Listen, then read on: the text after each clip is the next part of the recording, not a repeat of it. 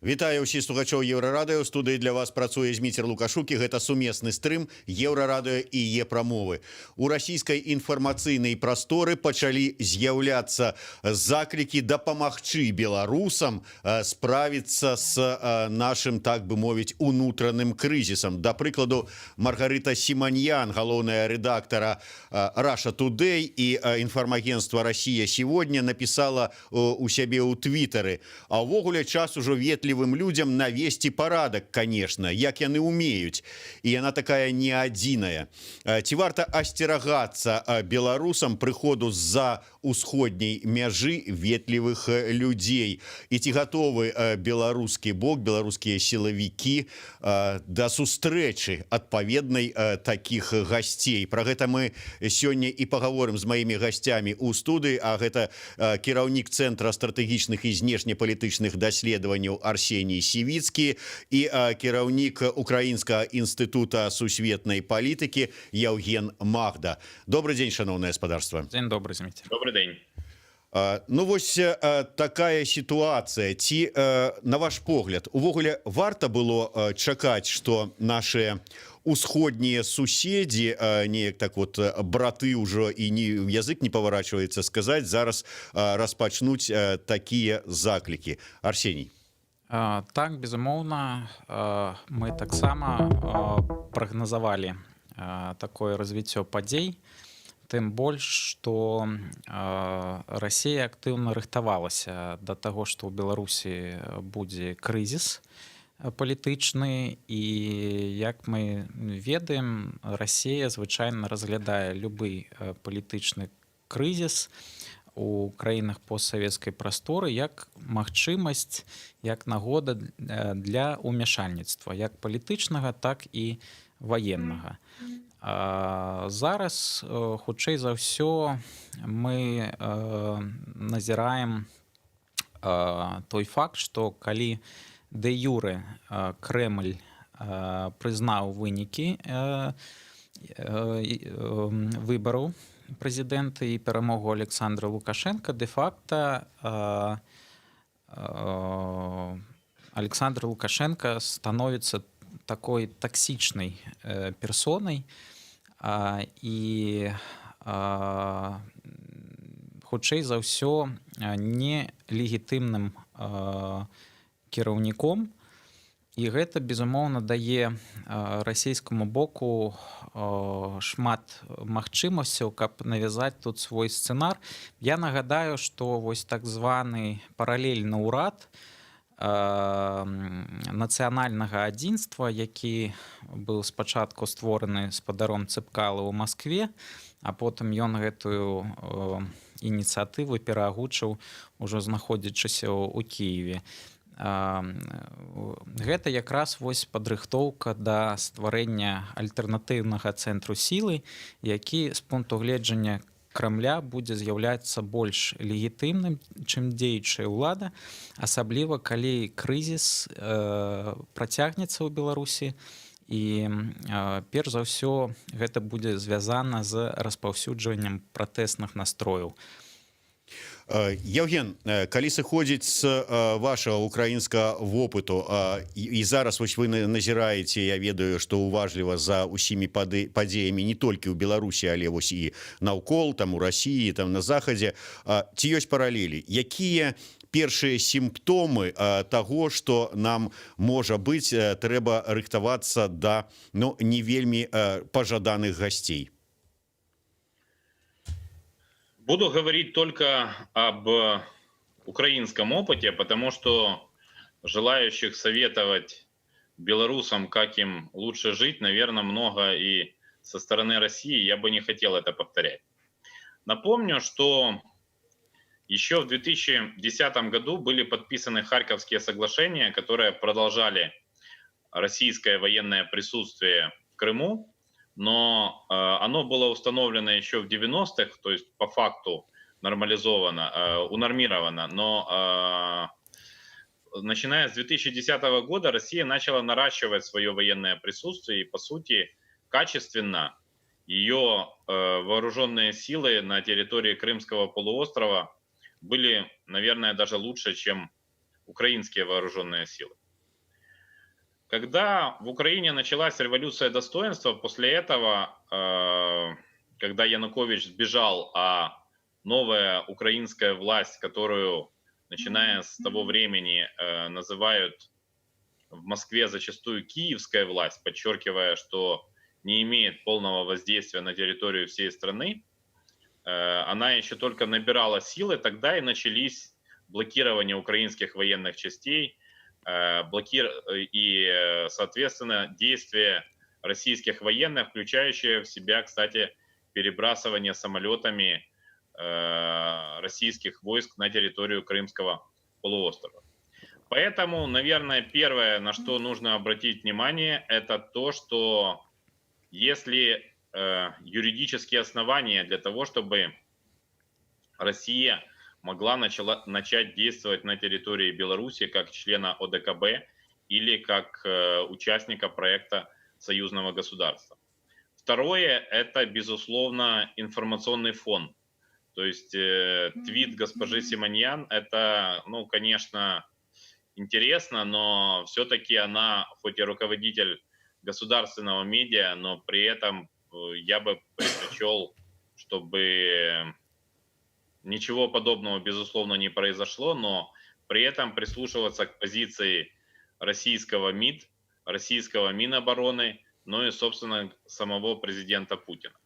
Ну и, наверное, третье – это настроение внутри самих белорусских военных. Я знаю, что, в принципе, есть определенная идеологическая работа, то есть тут, наверное, Арсений знает лучше, потому что он занимается именно вопросами безопасности Беларуси и лучше знает настроение в среде белорусских военных. Но тут надо понимать, что интервенция России, это действительно имеет, возможная интервенция России может иметь очень серьезные последствия. И понятно, что это, ну, наверное, не тот сценарий, который для Кремля закончится легко.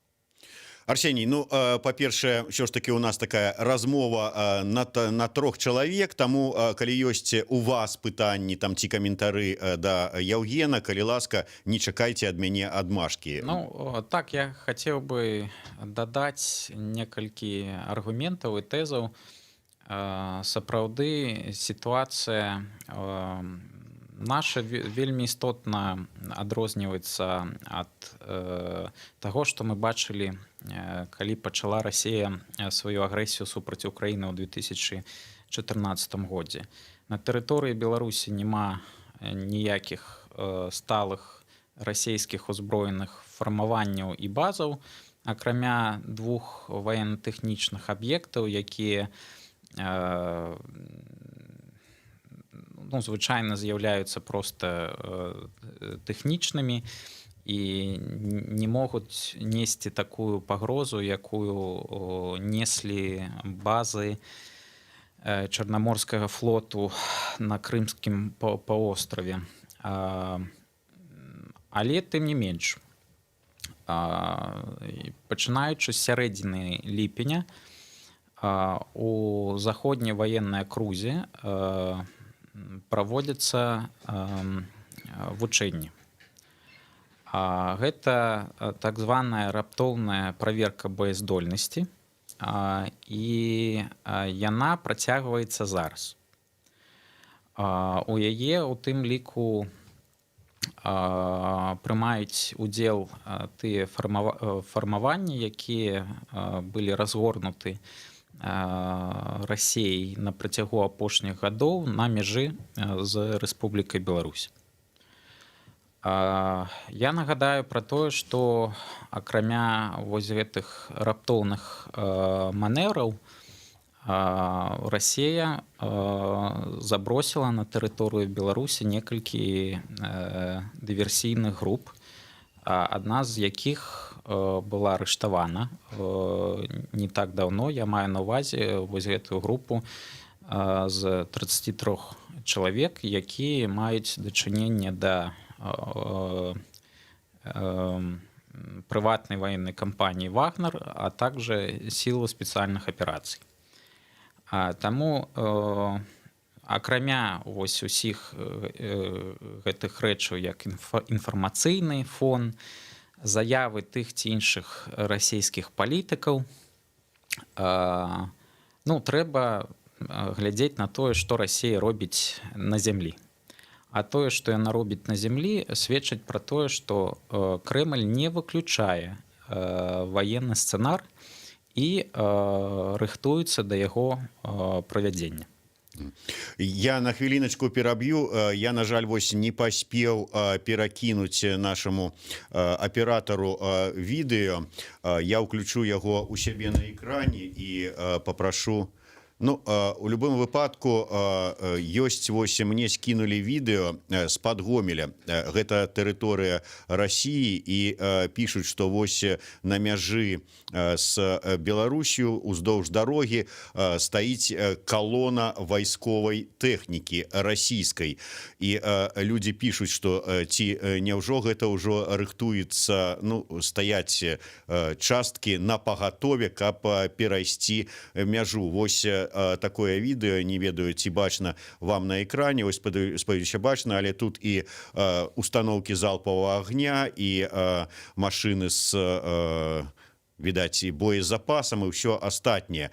Ўсё ж такі, да Яўгена пакуль што пытанне. Яўген, вось калі ізноў жа такі прыгадваць украінскі вопыт, было штосьці кшталту такога, пра што зараз казаў Арсеній, калі раптоўна праводзіліся нейкія там вучэнні на мяжы з Украінай, стаялі, падводзіліся нейкія там тэхніка і ўсё астатняе. То есть вот ці можна праводзіць нейкія паралелі?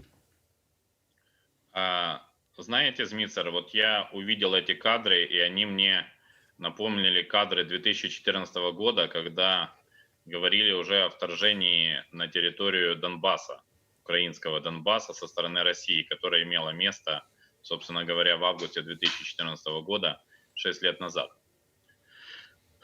Но на тот момент на Донбассе уже несколько месяцев шли боевые действия с так называемыми трактористами и шахтерами, которые якобы танки, автоматы и все, за исключением самолетов и вертолетов, нашли в шахтах, как говорила российская пропаганда. Поэтому здесь, можно говорить о том, что Донбасс на тот момент уже существовали так называемые ДНР и ЛНР. Для Белоруссии тревожный сигнал о том, что появились какие-то там разговоры о так называемой Витебской Народной Республике. Но я понимаю, что это может быть и Гомельская Народная Республика, и Могилевская так называемая Народная Республика. То есть эти вещи, информационные вбросы, они будут происходить. Из своего опыта и опыта Украины можно сказать о том, что гибридная война идет в первую очередь за мозги, за наше с вами настроение, за наши с вами переживания. То есть пока в Беларуси, я понимаю, что граждане Беларуси не воспринимают Россию как врага в большинстве своем. И это России где-то в каком-то смысле, конечно, развязывает руки. Но это с одной стороны. С другой, вы знаете, это та ситуация, когда от любви до ненависти может быть только один шаг. И эта ситуация, которая кажется на первый взгляд бытовой, она может быть вполне, можно сказать, геополитической. Поэтому украинский опыт, насколько я понимаю, в Беларуси изучен не только в части противодействия массовым протестам, но и в части гибридных угроз. По крайней мере, возможность сделать это на протяжении 6 лет у белорусских силовиков, у белорусского президента, безусловно, была. Арсений? Ну, я хотел бы тут дадаць, таму што таксама сачыў за падзеямі вакол расійскай агрэсіі супраць Украіны ў 2014 годзе. І вось гэта цікавы факт. У лютым 2014 года, то есть у той момант, калі спадар Януковіч яшчэ з'яўляўся легітымным кіраўніком Украіны, Расія пачала праводзіць таксама раптоўныя вучэнні на мяжы з Украінай на тэрыторыях заходняй і паўднёвай ваенных акруг. Таму мы тут таксама можам пабачыць некаторыя паралелі. І як бы гэта звычайная рэакцыя расійскага боку. Гэта, можна так сказаць, элемент расійскай стратэгічнай культуры. Як толькі ёсць рызыка сур'ёзнай дэстабілізацыі сітуацыі у пэўнай краіне на мяжы з Расійскай Федэрацыяй, тым больш, калі сама Расія шмат чым паспрыяла гэтай нестабільнасці, гэта заўсёды разглядаецца як магчымасць праецыраваць сваю ваенную сілу. І гэта тое, што мы назіралі ў выпадку з Украінай ў 2014 годзе і тое, што зараз назіраем у нашым выпадку. Што датычыцца магчымых вось такіх аналогій, мне падаецца, што якраз не трэба сачыць за дыскурсамі пра Віцебскую ці Гомельскую народныя рэспублікі, таму што калі казаць пра стратэгічныя мэты Расіі, то Крэмль зацікаўлены ў тым, каб захаваць кантроль, асабліва ваенны, лагістычны, над усёй тэрыторыяй Рэспублікі Беларусь. А вось за чым сапраўды трэба сачыць, так гэта вось за падзеямі вакол так званага камітэта нацыянальнага адзінства. Таму што гэта якраз з'яўляецца тым праектам, які можа аспрэчыць легітымнасць сённяшняй улады ў Менску. Калі ў 2014 году сапраўды расейцы супрацьпастаўлялі кіеўскую ўладу і вось гэтыя улады так званых ДНР, ЛНР на Донбасе, то зараз мы можам апынуцца ў сітуацыі, калі вось будзе урад Александра Лукашенка і будзе вось гэты паралельны ўрад ва выгнанні ў Маскве, які будзе дэ-факта лічыцца расійскім бокам легітымным, тым больш, што мы зараз бачым, якая гульня ідзе вакол гэтага праекту. Па маёй інфармацыі, далучыцца да гэтага ўраду ўжо атрымалі прапановы некалькі былых даволі значных прадстаўнікоў беларускай улады, якія жывуць і працуюць у Маскве зараз. Таму гэта па сутнасці праект накіраваны на падрыў легітымнасці улады Александра Лукашенка. Дарэчы, Евген, а калі ўсё ж таки вяртацца да украінскага вопыту, а вот, скажем, у вашым выпадку, калі стварыўся таксама такі ўрад у выгнанні, там у Ростове Януковіч, дзе-то там у Маскве, як гэтага вашага бімбу прэм'ера Азарова, да, вось ён там таксама вось атрымліваецца, там стварылі нейкі ўрад. Гэта неяк уплывала на развіццё сітуацыі? Вы знаете, Змицер, дело в том, что Россия никак не может отказаться от элементов имперского мышления. И, на мой взгляд, вот эти события в Беларуси, они на самом деле разрушают миф о триедином славянском народе, который уже добрых 200 лет существует с легкой руки графа Уварова и прочих с ним. Но дело в том, что хотя в России сегодня оказалось, ну, я думаю, десятки, а может и сотни украинских политических иммигрантов, они ведь не создали какой-то влиятельной структуры, способной влиять на формирование российской политики в отношении Украины.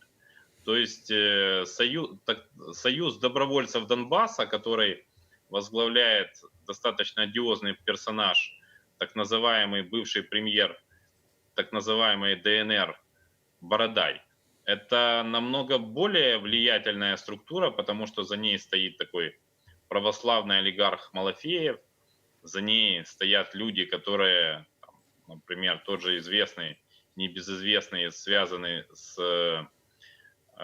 боевыми действиями незаконных вооруженных формирований на Донбассе Захар Прилепин и другие персонажи. То есть украинские политические иммигранты, они на российскую политику каким-то образом влиять, по-моему, оказались абсолютно неспособны. И это тоже стоит учитывать. Я правильно понимаю, что Комитет национального спасения, о котором заявил господин Цепкало? Так, сапраўды. Но в таком случае, честно говоря, мне не совсем понятна его легитимность, и тем более его апелляция еще до выборов к Владимиру Путину, ну, она, знаете, по-моему, с моей точки зрения, она серьезно подрывает возможности для какого-то эффективного политического диалога. Ну, я повторю, что я понимаю, что граждане Беларуси в массе своей не считают Россию врагом, но в нынешней ситуации подобным образом присягать на верность Путину опосредованно, это будет для них, ну, как минимум, я скажу мягко, уменьшением площади для политического маневра. Сапраўды так згодны з вами. Тут у нас у Беларусі таксама было вельмі, ну скажем так, з вялікім здзіўленнем прынялі, ну нават не ідэю вось гэта стварэння камітэта, хаця Владимир Некляев адразу ж напісаў, наколькі ён мне расказваў Цепкалу, і сказаў, які камітэт ты будешь ствараць, калі такі камітэт уже фактычна ёсць і працуе у Беларусі, куды ўваходзіць той же самы Некляев і Статкевич і іншыя значныя прадстаўнікі супольнасці, там не толькі апозіцыя. Але вось, Арсеній, пытанне задае Дмітрый Сулейменко. Самолет Ил-76МД беларускіх военно-паветраных сил прызямліўся на аэродроме ў Разані, дзе дыслакаваны падраздзяленні 106-й паветрана-дэсантнай дывізіі ВДВ. Маўляў, што гэта можа азначаць? Я яшчэ скажу, што вот была інфармацыя, што нібыта днямі учора ці заўчора, учора, здаецца, нібыта два военно-транспартных расійскіх самолета прызямліліся на аэродроме пад Мінскам. Інфармацыя недакладная, але она ёсць такая. Што ўсё это можа азначаць? Ну, наколькі я ведаю, калі казаць пра удзел беларускіх вайскоўцаў у вучэннях, якія зараз праходзяць на тэрыторыі перш за ўсё паўднёвай і заходняй ваенных акруг, то гаворка ідзе аб планавым удзеле у мерапрыемствах, звязаных са стратэгічнымі манеўрамі Каўказ. І пра гэта было дамоўлена раней.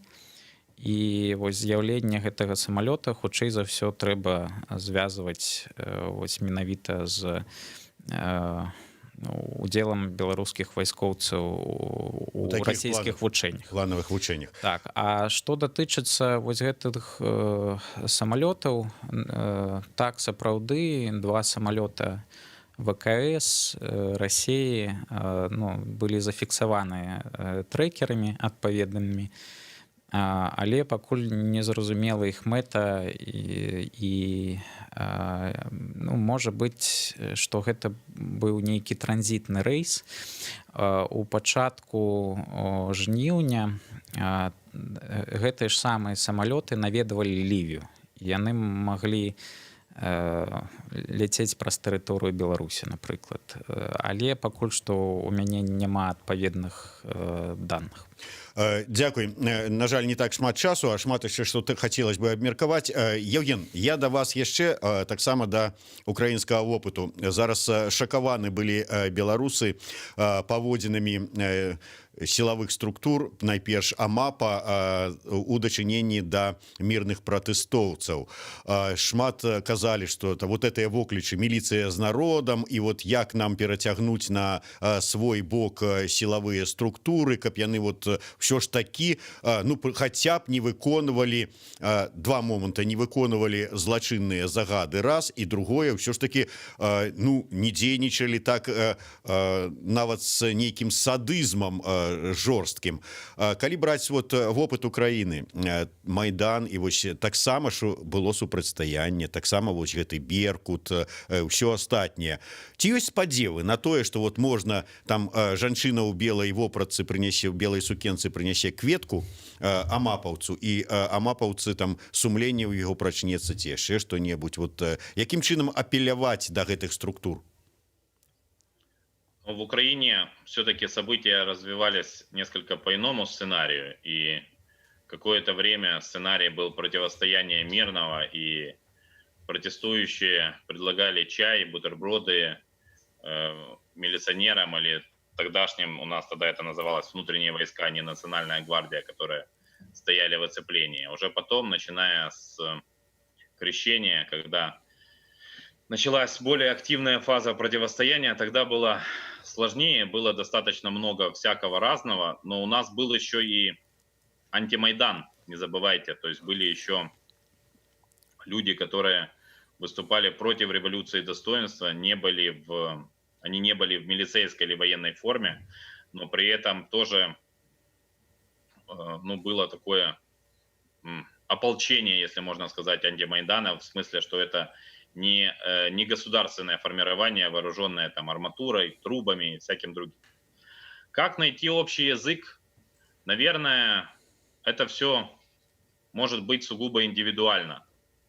Я напомню, что в Беларуси больше милиционеров, чем в Украине полицейских на душу населения, намного больше, по-моему, в 2,5 раза. И насколько я знаю, Александр Лукашенко о силовиках всегда заботился. Но при этом тоже вижу, что милиционеры, как правило, действуют в масках, но ведь часто соседи знают, кто служит в милиции, и даже зачастую знают, в каком подразделении. Это ни в коей мере не призыв к тому, чтобы осуществлять какие-то незаконные действия. Но я просто смотрю, как протест в Беларуси опускается на уровень микрорайонов и на уровень небольших городков, где все друг друга знают. И в этой ситуации просто, мне кажется, технически сложно надеть шапку-невидимку и сказать, что кто-то в домике. Я вижу сообщение о том, что кто-то из милиционеров уходит из органов внутренних дел, но все-таки это не... Но на сегодняшний момент это сигналы, но не стопроцентная важность. То есть в Украине, кстати, во время наших событий революции достоинства, на самом деле вот одна из наших проблем, что у нас так и не дали ответ на вопрос, кто стрелял, например, на Институтской. Были ли все это граждане Украины или были кто-то из представителей России? Потому что у меня есть информация, и думаю, не только у меня, о том, что такие ключевые моменты событий на Майдане на Януковича и его силовиков пытались повлиять высокопоставленные россияне. И это тоже момент, который в Беларуси необходимо изучать и необходимо понимать. Да, вось дарэчы, гэта вельмі важны вопрос. Арсений, да вас два в адным пытання. Першае, шмат было інфармацыі наконт таго, што нібыта зараз сярод АМАПа у разгоне акцыі удзельнічалі не толькі беларускія, але і, так бы мовіць, адпускнікі амапаўцы з России. Наколькі можна давяраць таким подазрэнням? І адпаведна другое пытанне, ну, каб два разы не уставаць, як кажуць, ці гатовыя наши силовики дать адпаведны адказ ветлівым людям, калі яны тут з'явяцца? Ці не паўторыцца у нас ситуация крымская, калі масава пераходзілі на бок гэтых ветлівых людзей? Вот что скажете? Ну, калі казаць про расійскіх амапаўцаў у Беларусі, якія прымалі ўдзел у разгоне пратэстаў, то гэта безумоўна фейк, і ён накідваецца дзеля таго, каб абрунтаваць такую канспіралагічную версію, што нібыта Александр Лукашенко і Владимир Путин аб чымсьці дамовіліся, і вось Владимир Путин так вырашыў падтрымаць Александра Лукашенко. Такую ж самую версію укідавалі у тым ліку у сувязі з гэтай справай вагнераўцаў, што нібыта вагнераўцаў сюды прыслалі дзеля таго, каб яны не правакавалі пратэсты, а дапамагалі Александру Лукашенко з імі бароцца. Таму гэта, безумоўна, фейк. Што казаць, калі казаць пра баяздольнасць і, перш за ўсё, псіхалагічную баяздольнасць беларускай арміі супрацьстаяць знешняй пагрозе, ну, мне падаецца, што таксама вось апошнія тыдні, калі Александр Лукашенко наведаваў і такія элітныя военные часткі, перш за ўсё часткі сілаў спецыяльных аперацый, вось гэтыя візіты былі звязаны з тым, што ён інструктаваў персанальны састаў гэтых частак і рыхтаваў іх да таго, што Расія можа прыйсці і здзейсніць сваё ўварванне. І мне падаецца, што войска будзе выконваць загады Александра Лукашенко у любым выпадку, калі гэта датычыцца толькі супрацьстаяння з знешнім варваннем і з прафесійнымі дыверсантамі ці падраздзяленнямі там прыватных ваенных кампаній. Гэта будзе безумоўна. А вось падрыхтаваны ли беларускія амапаўцы да супрацьстаяння з зялёнымі чалавечкамі? Гэта большое пытанне, таму што вось мы бачым, як яны прэсуюць уласных грамадзян, як гэта рабілі беркутаўцы. Но ўсе мы памятаем, як беркутаўцы вельмі хутка перайшлі на бок расійскіх акупантаў, калі змянілася ўлада. Таму ну, тут трэба таксама рабіць высновы адпаведныя. Наколькі я разумею, вось сённяшні абарончы план, які быў прыняты ў пачатку гэтага года, ён прадугледжвае вось тыя пагрозы, якія сыходзяць на Беларусь ад Расіі, і адпаведны інструктаж ужо быў праведзены вярхоўным галоўнакамандуючым. Другое пытанне, што пасля вось гэтых крывавых разгонаў унутраная легітымнасць Александра Лукашенко, яна пашатнулася. І гэта, безумоўна, расійскі бок паспрабуе скарыстацца, асабліва калі беларускія сілавікі працягнуць вось гэты курс на эскалацыю сілавую, і ну, на жаль, гэта ўжо памылкі беларускай улады. Дзякуй вялікі. І Яўген, на развітанне. Ужо вядома, што Зеленскі не прыедзе ў Беларусь на запланаваную там сустрэчу у Гродно, здаецца, яна павінна была прайсці.